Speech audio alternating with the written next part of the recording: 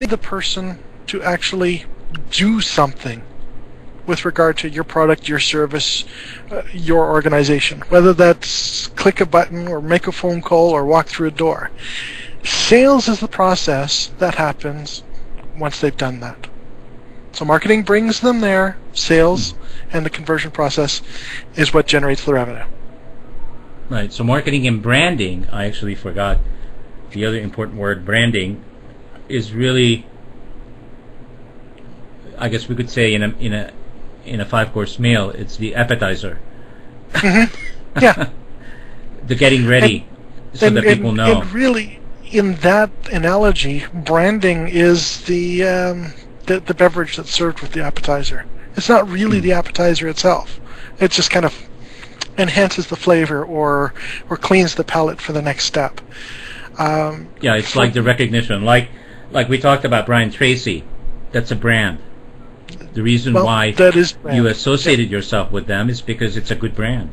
Yeah. And for 95% of the people in the vertical that you were just speaking about, the brand that they're dealing with is themselves. Your brand is partially Real Coaching Radio, but your brand is Steve. My brand is Mark. Yeah. Mm-hmm. We have a little bit of overlap on values or ideas or whatnot, but we're still going to be very unique. And it's important for each entrepreneur and each decision maker to recognize that, yes, they are going to be unique, that they're not going to be some of these rich and famous, well-known people. They're going to be somebody different. And that difference is going to be in the values that they demonstrate through their everyday actions. Awesome. So let's cover leadership for a moment. for best and last, why do you feel leadership is so critical, and what is it anyway? What is leadership? When I was a teenager, I heard the Eisenhower definition of leadership, and it kind of struck me as cynical, and it was, getting people to do something for you that you want them to do because they want to do it, which is partially it.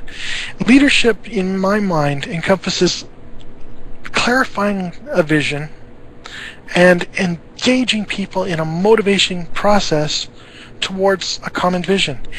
And not everyone is going to be on board. There are going to be some differences in direction. There has to be, because we're all unique.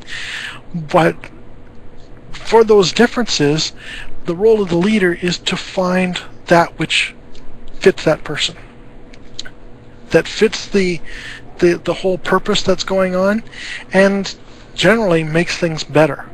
That is the role of leadership. Right. I actually feel, Mark, that inspiring people is more important than motivating them. Because I can't really motivate someone, I wish I could. But people have to motivate themselves, but I can inspire you. And how do I inspire you? I think I inspire you by being an example. Yes. That's the best way to lead, is to be an example, is to have your actions reflect your words moving forward. And I like that point that you made, that it's more of an inspiration for people to motivate themselves. Themselves, correct. Yeah. Yeah. Because there's more clarity that way. The only thing that anyone can ever control is themselves. Correct. Awesome. All right, I'm going to give you a few minutes to talk about your practice and what are the things that you do and how people can get a hold of you, and what's your preference? Like is it email? Is it your website? How do you want people to interact with you?